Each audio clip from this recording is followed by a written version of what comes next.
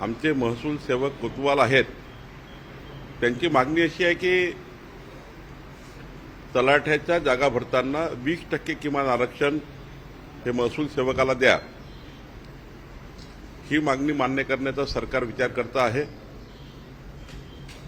आणि याकरता जे तलाठ्याचे आर आहेत नियुक्तीचे, त्या आरमध्ये काही बदल करावे लागतील, सेवा शर्ती नियमात काही बदल करावे लागतील, ते आम्ही करू.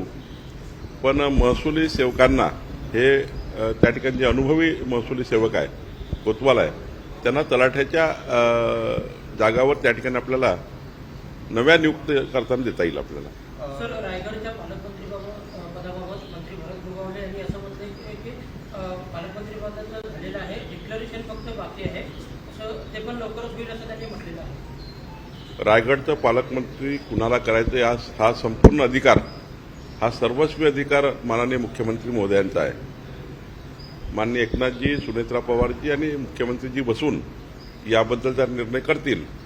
पण रायगडच्या पालकमंत्री पदाचा निर्णय लवकरच होईल असं मला दिसत आहे. नाशिकच्या पालकमंत्री पदाबाबतचा वाद पुन्हा घडण्याची शक्यता आहे, कारण छगन भुजबळ यांना पालकमंत्री करावं आणि नाशिकला खड्ड्यातून बाहेर करावं अशी मागणी करणारे पॅनल्स जे आहेत, मुख्यमंत्र्यांकडे मागणी करणारे पॅनल्स नाशिकमध्ये झळकलेले आहेत. ठीक आहे, त्यांच्या पक्षाची मागणी त्यांनी करणे योग्य आहे. पण शेवटी मी आधीच सांगितलं की सर्वस्वी अधिकार मुख्यमंत्र्याचे आहे. माननीय मुख्यमंत्री योग्य निर्णय करतील आणि शेवटी निर्णय करताना सर्वच पक्षाला आम्ही सोबत घेऊन त्यांचा समन्वय करून हा निर्णय होत असतो. मी आधीच सांगितलं की एकनाथजी, सुनेत्रा पवारजी आणि आमचे मुख्यमंत्री बसून निर्णय करतील. विदर्भातल्या आज 11 जिल्ह्यांमध्ये ओबीसीचा एल्गार पाहायला मिळणार आहे आरक्षणासाठी.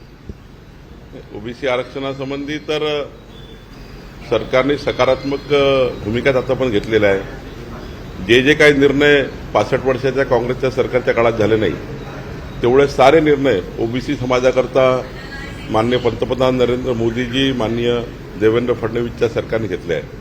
आणि अजून काही मागण्या असतील त्या आम्ही पूर्ण करू.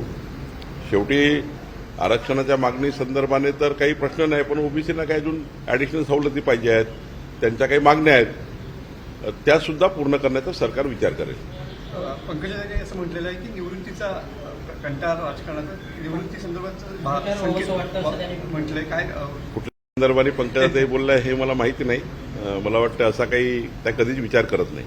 धनंजय मुंडे यांनी या संदर्भात असं म्हटलं की सध्या राजकारणाची अतिशय बलिष्ठ पातळी झालेली आहे, जातीपातीच्या राजकारणाने राजकारण गाठलेलं आहे, त्यामुळे कधी कधी आम्हालाही वाटतं की राजकारणात राहावं. धनंजय मुंडे कुठल्या संदर्भाने बोलले, पंकजाताई कुठल्या संदर्भाने बोलला, मला काही माहिती नाही. त्यामुळे मी काही टिप्पणी करणं योग्य नाही. खरं तर आपल्या महाराष्ट्राचे संस्कार, संस्कृती जपूनच आपण सर्वांनी राजकारण केलं पाहिजे.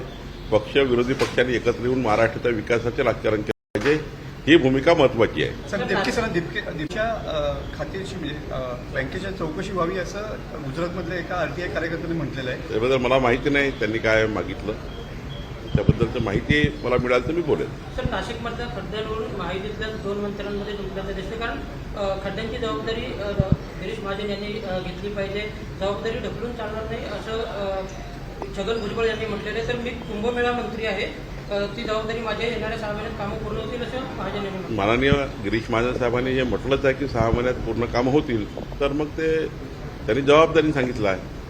आणि त्यांना कुंभमंत्री म्हणून जबाबदारी आहे. माननीय मुख्यमंत्री महोदयांचं आणि सर्वांचंच लक्ष कुंभमेळ्यावर आहे. पण कुठल्याही एका व्यक्तीची जबाबदारी नसतं, सरकारमध्ये सामूहिक जबाबदारी असतं.